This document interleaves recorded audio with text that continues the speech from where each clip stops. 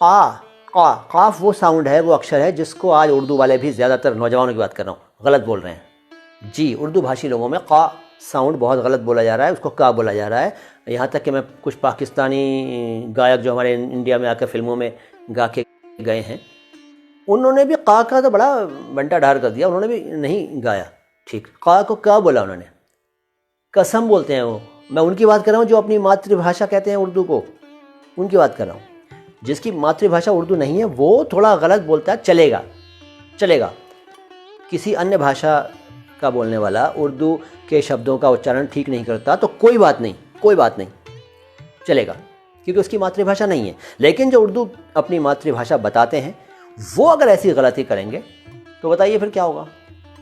इसलिए इसका उर्दू वालों को ध्यान रखना चाहिए साहब। अच्छा, मैं कुछ एग्जाम्पल और लेता हूँ। तो मैं फूल और फूल की बात करना चाहता हूँ। फूल और फूल बहुत सिंपल चीज़ है, फूल और फूल।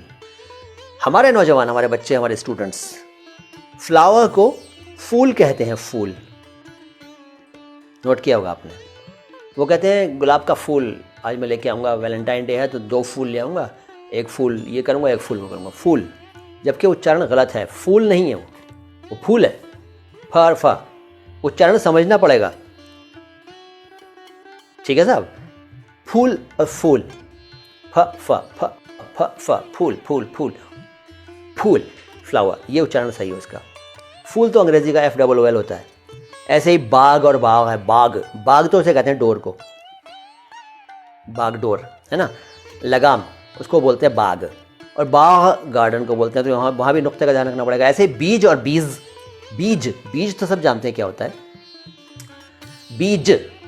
लेकिन बीज अगर उसको हम कर देंगे, बीज जा के नीचे अगर हमने नुक्ता लगा दिया तो वो बीज हो जाएगा। बीज शब्द का क्या अर्थ है?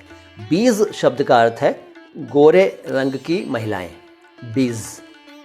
और बीज तो बीज है। तो यदि इन दोनों को हम समझा रहे हो, इन दोनों शब्दों को समझा रहे हो, तो डिफ्रेंशिएट करने के लिए बिंदु लगाना पड़ेगा ना। ऐसे ही रज़ा है, रज़ा नाम होता है रज़ा, असल में वो शब्द रिज़ा है, Riza originally that is Riza, but चलता है रज़ा। उसको रजा कर दीजिए अगर आप, रजा, तो रजा का अर्थ कुछ और है। रज़ा का मतलब होता है इच्छा। उर्दू भाषी लोग कहते हैं भाई अल्लाह की रज़ा थी इसमें, तो यानी अल्लाह की इच्छा थी, अल्लाह की मर्ज़ी थी। आप बोले अल्लाह की रजा थी, रजा, तो रजा का मतलब उम्मीद है, उम्मीद, आशा, होप, रजा। गड़बड़ हो गया। इसलिए भी नुक्ते का ख्याल रखना पड़ेगा। नजम नाम होता है, नजम नाम होता है, असल में वो नज्म है, नज्म। अब आपको नज्म शब्द याद आ गया होगा, उर्दू नज्म, वो नज्म है, कविता, नज्म, जिसे पद्य कहते हैं, काव्य कहते हैं, कविता, नज्म है वो, नज्म। और जो नाम होता है वो नजम या नज्म होता है। नज्म का अर्थ है सितारा, तारा, नक्षत्र, नज्म। और नज्म